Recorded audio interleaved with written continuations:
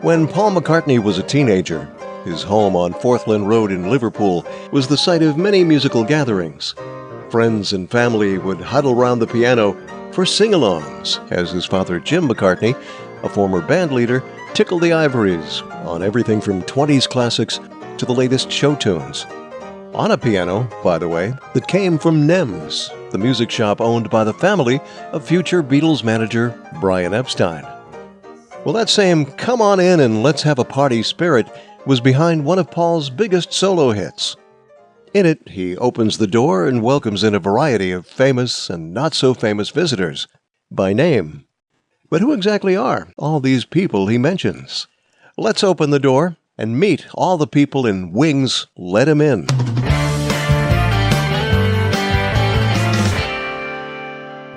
Someone knocking at the door, somebody ringing the bell. When Paul began writing Let 'Em In 1975, he originally planned to give it to Ringo for his upcoming album. But Paul soon decided the song was better suited to Wings, so they recorded it in February 1976 at Abbey Road Studios. The song opens with the melody of the Westminster Abbey chimes, replicating the doorbell that drummer Joe English had just given the McCartneys for Christmas. Like the old sing-alongs on Forthland Road, Let 'Em In centers around the piano. With Paul doing those honors, Jimmy McCulloch plays bass.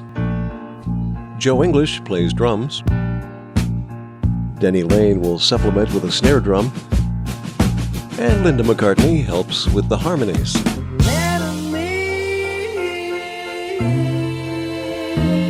In Let 'Em In, Paul name drops the people dropping in, either literally or via a pseudonym.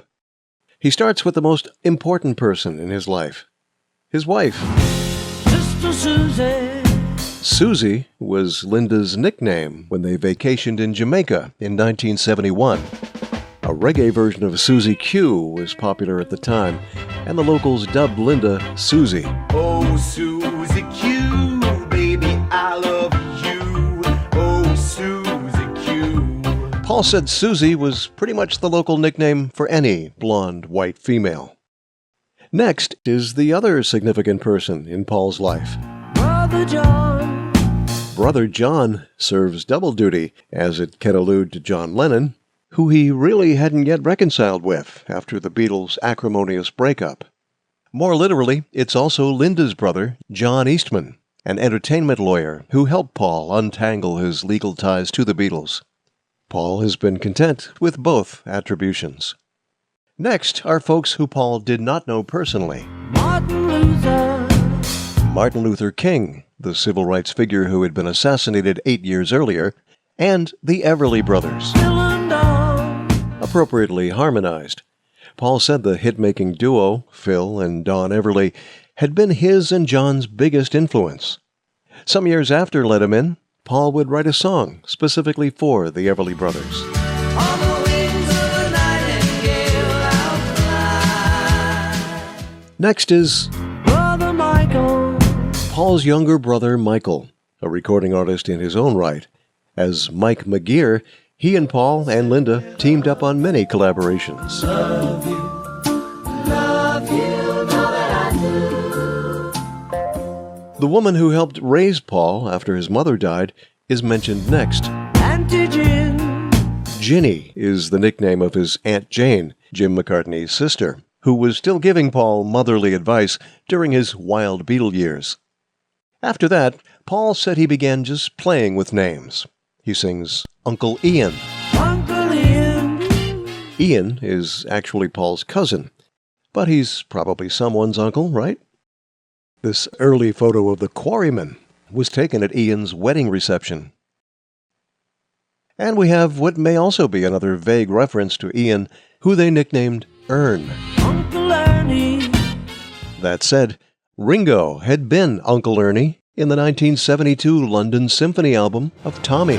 I'm your wicked Uncle Ernie. I'm glad you won't see or hear me as I fiddle. This parade of people marching in is fittingly heralded by a military drumbeat, played by Denny Lane, who in concert played it up, complete with Revolutionary War garb.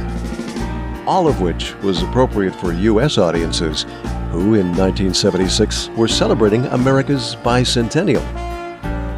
Additional instrumentation of woodwinds and brass were provided by Steve Howard, Thaddeus Richard, Howie Casey, and Tony Dorsey, who also accompanied Paul on tour. That same year, Billy Paul of Me and Mrs. Jones fame recorded a version of Let 'Em In, changing the names of his guests to include his own heroes, such as Louis Armstrong. years later, Ringo made a reference to Let 'Em In his song English Garden. Someone's knocking at the door. Someone's ringing my bell. In 2002, Paul teamed up with Lulu for a variation of Let 'Em In. Some hearts are made of solid gold and some are magic happened to, but every time that I've been kissed, I'm so aware of all. But the most unlikely pairing of the song was with Bert Parks at the 1976 Miss America pageant. Do me a favor, open the door and let him in. Oh, yeah. With a flip side of Beware My Love, Let 'Em In was released in July 1976.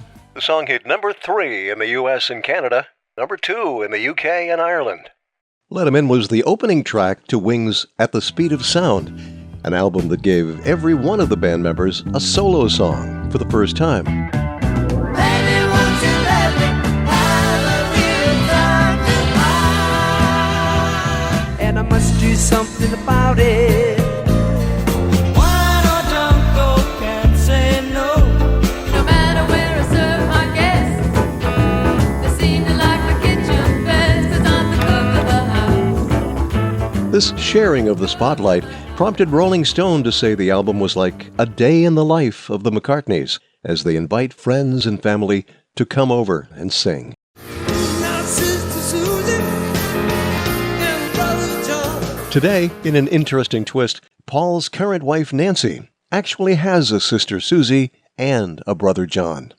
Paul agrees. It's quite a coincidence. Hey, if you enjoyed this video, please like and subscribe. And for the stories behind all 200-plus solo singles by John, Paul, George, and Ringo, you may want to check out the book After Abbey Road, The Solo Hits of the Beatles. Thanks for watching.